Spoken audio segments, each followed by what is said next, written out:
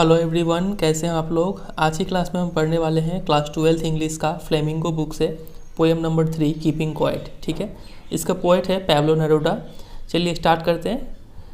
तो पोएट यहाँ पे बोलते हैं कि now we will count to 12 and we will all keep still.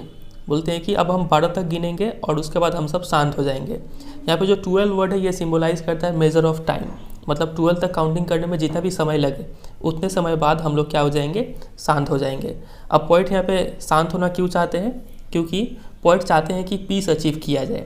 जब हम शांत हो जाएंगे तो अपने आप पीस एंड ट्रैंक्विलिटी अचीव हो जाएगा। ठीक है, पोएट यहाँ पे चाहते हैं कि हम लोग क्या करें, अपने आप को इंट्रोस्पेक्ट करें और एनालाइज करें अपने एक्शंस को। इंट्रोस्पेक्ट करना मतलब आप अपने एक्टिविटी के बारे में सोचिए कि आपने आज तक जो भी काम किया है उस काम का क्या इफेक्ट पड़ा है आपके ऊपर भी और दूसरों के ऊपर भी। ठीक है, इसको बोलते हैं इंट्रोस्पेक्शन करना। तो पोएट यहाँ पे चाहते हैं कि हम सब शांत होकर थोड़ी देर के लिए इंट्रोस्पेक्शन करें और उस इंट्रोस्पेक्शन के बाद हम लोग क्या अचीव कर पाएंगे, पीस एंड ट्रैंक्विलिटी और ब्रदरहुड अचीव कर पाएंगे। ठीक है, चलिए और डिटेल में थोड़ा समझते हैं और हमें क्लियर होगा यहाँ पे। For once on the face of the earth let's not speak in any language, let's stop for 1 second and not move our arm so much.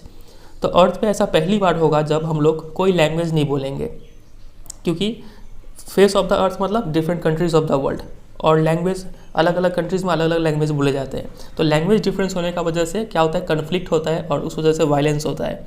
ठीक है, तो अगर हम कोई लैंग्वेज ही ना बोले तो उसमें क्या हो जाएगा, पीस अचीव हो जाएगा। जब हम साइलेंट होंगे तो कोई लैंग्वेज नहीं बोलेंगे। लेट्स स्टॉप फॉर 1 सेकेंड, हम जो भी एक्टिविटी कर रहे हैं उस एक्टिविटी को रोकते हैं। And not move our arms so much, यहाँ पे आर्म्स में पन यूज़ किया गया है। पन एक ऐसा पोएटिक डिवाइस होता है जिसके जरिए हम लोग एक वर्ड को 2 मीनिंग से लिख सकते हैं। ठीक है, तो यहाँ पे आर्म्स का 2 मीनिंग निकलता है। पहला तो आर्म्स मतलब हम लोग का हैंड हो गया या फिर कोई बॉडी पार्ट्स, और दूसरा आर्म्स का मीनिंग हो गया वेपन्स। तो हम लोग अपना शरीर को चला रहे हैं या फिर अपना वेपन्स कोई तैयार कर रहे हैं लड़ाई करने के लिए। ठीक है, तो वो सब एक्टिविटी को हम लोग क्या करेंगे, रोक देंगे थोड़ी देर के लिए।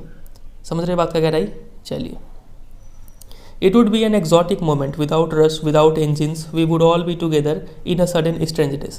और ये जो पल होगा ना, जब हम लोग शांत हो जाएंगे, कोई लैंग्वेज नहीं बोलेंगे, कोई एक्टिविटी नहीं करेंगे, अपने आर्म्स को मूव नहीं करेंगे, तो ऐसा पल काफ़ी एग्जॉटिक पल होगा। एग्जॉटिक मतलब अट्रैक्टिव, यूनिक मोमेंट होगा ये, जब कोई रश नहीं होगा, कोई भाग दौड़ नहीं होगा, कोई मशीन्स वगैरह नहीं चलेंगी। We would all be together, और हम लोग सब साइलेंस में एक साथ हो जाएंगे। साइलेंस हम लोग को यूनाइट कर देगा। इन अ सडन स्ट्रेंजनेस, सडन मतलब ये साइलेंस अचानक से आया हुआ है। ठीक है, और स्ट्रेंजनेस इस मोमेंट को काफ़ी अजीब सा पल बोला जा रहा है। ठीक है, तो इस अजीब पल में हम लोग क्या हो जाएंगे, यूनाइट हो जाएंगे। ठीक है, चलिए।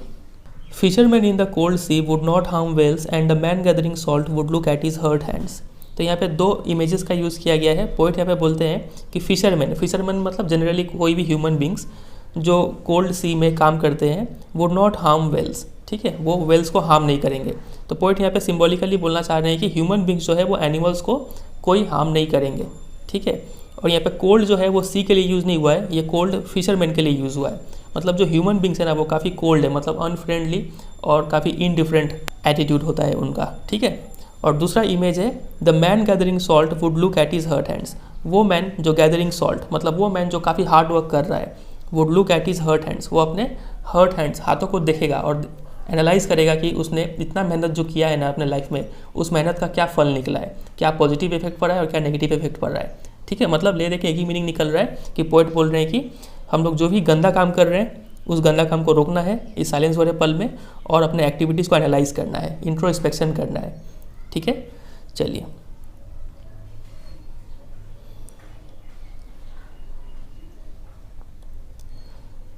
Those who prepare green wars, wars with gas, wars with fire, victory with no survivors, would put on clean clothes and walk about with their brothers in the shade doing nothing।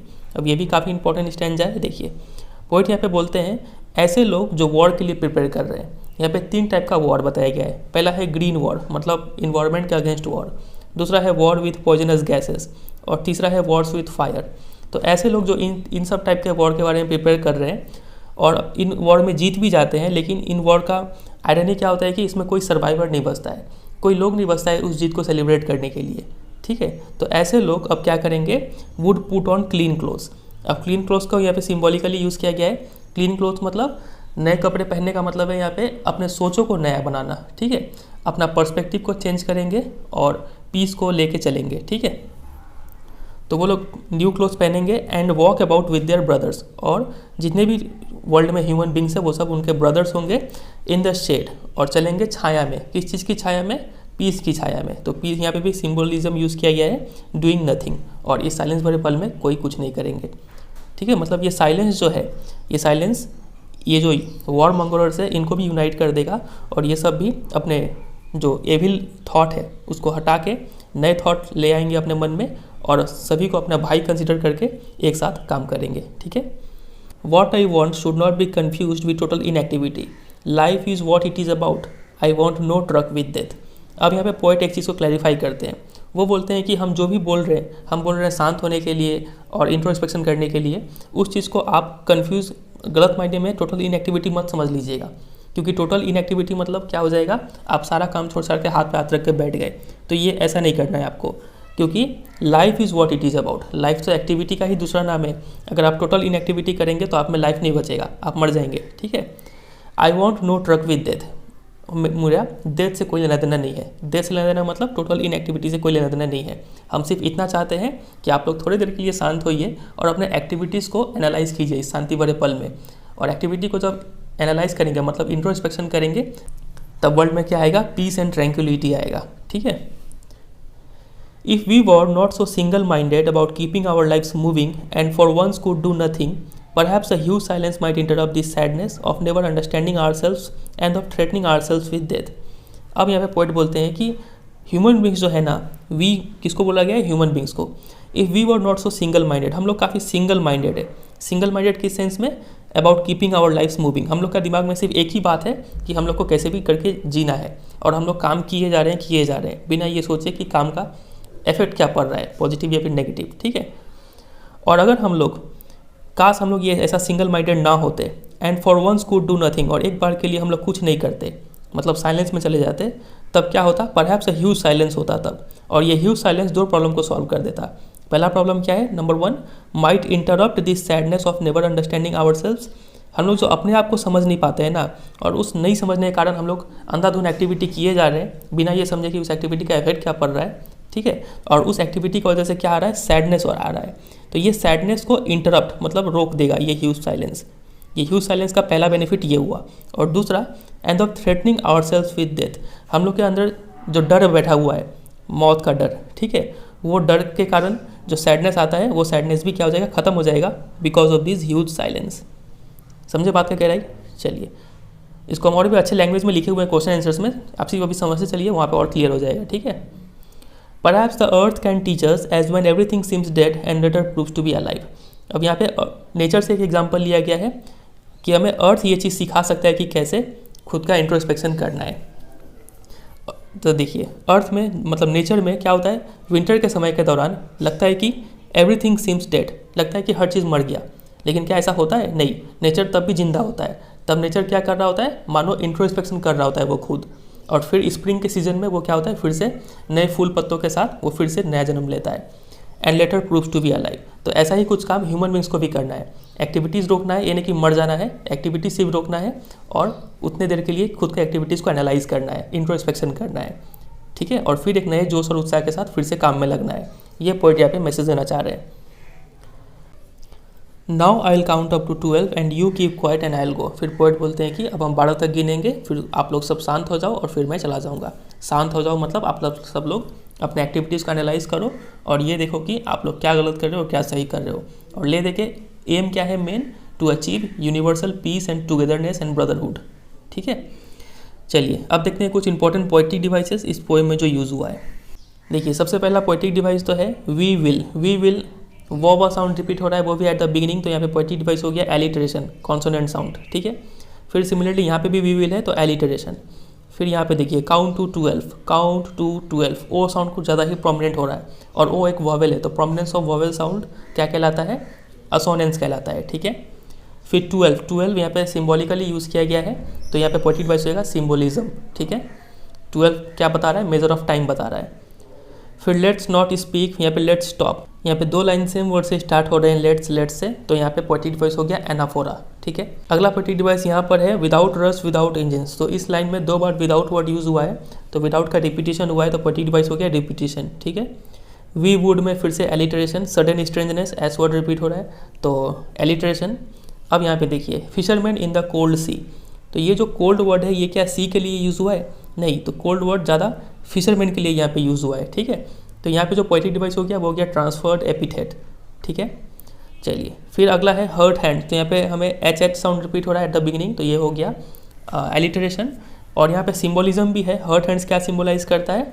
जो हम लोग destruction कर लिए हैं self के तरफ और दूसरों के तरफ भी, ठीक है, वो डिस्ट्रक्शन ये सिंबलाइज करता है। फिर आगे देखें, आगे यहाँ पे देखिए इस स्टैंजा में सेकंड लाइन में वॉर्स वॉर्स, ठीक है, तो 2 बार वर्ड रिपीट हुआ तो ये रिपीटिशन हो गया। फिर उसके बाद यहाँ पे वॉर्स विथ, तो यहाँ पे हो गया एलिटरेशन। फिर आगे मूव करें, विक्ट्री विथ नो सर्वाइवर्स, यहाँ पे आयरनी यूज़ हुआ है, ऐसा विक्ट्री जिसमें कोई बचे ही ना, तो यहाँ पे आयरनी यहाँ पे यूज़ हुआ है। फिर क्लीन क्लोथ्स, तो कॉ साउंड रिपीट हो रहा है वो भी एट द बिगिनिंग, तो यहाँ पे हो गया एलिटरेशन। और क्लीन क्लोथ्स में सिंबोलिज्म भी यूज़ हुआ है, ये क्या सिंबलाइज करता है? Peace and change in perspective. फिर इन द शेड, शेड क्या सिंबलाइज करता है? पीस सिंबलाइज करता है।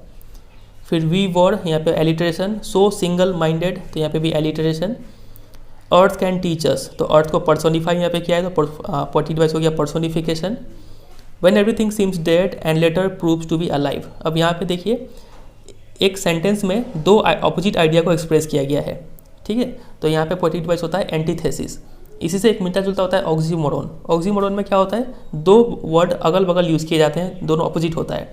फॉर एग्जाम्पल डेफनिंग साइलेंस या फिर ओनली चॉइस, ऐसा कुछ, ठीक है, तो वहाँ पे ऑक्सीमोरोन होता है। लेकिन यहाँ पे एक सेंटेंस में 2 अलग अलग आइडिया यूज़ किया गया है, तो यहाँ पे पोएटिक डिवाइस हो गया एंटीथेसिस। तो ये सब कुछ हुआ यहाँ पे इंपॉर्टेंट पोएटिक डिवाइसेस। चलिए अब मूव करते हैं इंपॉर्टेंट क्वेश्चन आंसर्स पे। तो देखिए सबसे पहला क्वेश्चन है, now we will count to 12 and we will all keep still for once on the face of the earth, let not speak in any language, let stop for 1 second and not move our arm so much. तो पहला stanza है, ये question पूछा जा रहा है name the poem and the poet, तो keeping quiet और पैब्लो नेरुदा, ठीक है। दूसरा क्वेश्चन है, what does the poet hope to achieve by keeping still, तो क्या अचीव करना चाहते हैं? तो poet wants to achieve peace by keeping still. और कुछ एक्स्ट्रा इन्फॉर्मेशन आप यहाँ से दे सकते हैं कि it is generally observe that most of the problems हमारे रश या फिर हरी के वजह से होता है। अगर हम क्वाइट रहेंगे और स्टिल रहेंगे तो हमें रेस्पाइट मतलब रेस्ट मिलेगा और पीस मिलेगा, ठीक है। क्वेश्चन नंबर सी पे मूव करते हैं, what does he want us to do for 1 second, तो 1 सेकेंड के लिए वो क्या चाहते हैं? तो मेन वर्ड यहाँ पे हो गया he want us to introspect and analyse our own actions. Silently introspect करने से हमें एक स्ट्रेंज फीलिंग होगा और वो फीलिंग क्या होगा? यूनिटी एंड टुगेदरनेस का होगा, ठीक है, काफ़ी अच्छा आंसर है ये। Question number D, describe the पन ऑन द वर्ड आर्म्स, तो इस आर्म्स वर्ड का पन यूज़ हुआ है, तो यहाँ पे क्या है पन? तो यहाँ पे आपको लिखना होगा कि आर्म वर्ड का 2 मीनिंग है। पहला तो आर्म्स का मतलब होता है हैंड या फिर बॉडी पार्ट्स, और दूसरा आर्म्स का मतलब हो गया वेपन्स, ठीक है। Question number E, why shouldn't we speak in any language and not move our arm so much, तो लैंग्वेज क्यों नहीं बोलेंगे? देखिए, तो poet want us to be simply silent for a moment and utilise that time to understand ourselves as well as others. Language नहीं बोलेंगे तो हम लोग साइलेंट हो जाएंगे और इस साइलेंट वाले पल में हम लोग अंडरस्टैंड कर सकते हैं अपने आप को और दूसरों को भी। और इसके अलावा लैंग्वेज से क्या होता है? कॉन्फ्लिक्ट होता है, जिससे जो पोएट अवॉइड करना चाहते हैं। और दूसरा था नॉट मूव आवर आर्म्स, तो नॉट मूव आवर आर्म्स का मतलब है कोई भी हम लोग फिजिकल मूवमेंट ना करें, क्योंकि फिजिकल एक्टिविटी से हमारा जो इंट्रोस्पेक्शन है वो इंटरप्ट हो जाएगा, ठीक है। चलिए नेक्स्ट क्वेश्चन पे मूव करते हैं। It would be an exotic moment without rush without engines, we would all be together in a sudden strangeness. What would be an exotic moment, कौन सा पल एक्जॉटिक पल होगा? तो देखिए, तो the moment of stillness and quietness वो exotic moment होगा। इस मोमेंट में all activities will stop. Why would it be exotic, ये एक्जॉटिक क्यों होगा? Because it will be an instant of universal peace and brotherhood, इसलिए वो एक्जॉटिक होगा। इस मोमेंट में हम लोग सब इंट्रोस्पेक्शन करेंगे, मेडिटेशन करेंगे और पूरा वर्ल्ड जो है वो क्वाइटनेस के साथ यूनाइट हो जाएगा। There will be no movement, no talk, no activity and consequently no violence. Question number C, explain sudden strangeness. Sudden strangeness का मतलब क्या है? तो देखिए, non stop activity, unnecessary rush and noise have made our lives unpleasant and full of misery and pain. तो हमें ये सब एक्टिविटी स्टॉप करना होगा। Even the noise of engines and machines को भी स्टॉप करना होगा। इसके बाद हम लोग इन्जॉय कर पाएंगे उस सडन स्ट्रेंजनेस को। ये एक यूनिक मोमेंट होगा, क्योंकि इस मोमेंट में हम लोग टोटली रिलैक्स होंगे physically as well as mentally. फिर नेक्स्ट क्वेश्चन है, point out the words from the extract which mean exciting. So exciting यहाँ पे वर्ड ढूंढना है, तो इसका हो जाएगा एक्सॉटिक। दूसरा है मशीन्स, तो यहाँ पे हो जाएगा इंजिन्स। और एट वंस का हो जाएगा सडन। ठीक है, ये रहा आंसर। क्वेश्चन नंबर 3 पे मूव करते हैं। Fisherman in the cold sea would not harm whales and the man gathering salt would look at his hurt hands. What does the poet expect of the fisherman and why. तो fisherman से क्या उम्मीद है, तो देखिए, तो poet fisherman से ये चाहते हैं कि वो फिशरमैन कॉन्शियस हो जाए, अवेयर हो जाए इस बात को लेके कि they are causing harm to the Wales.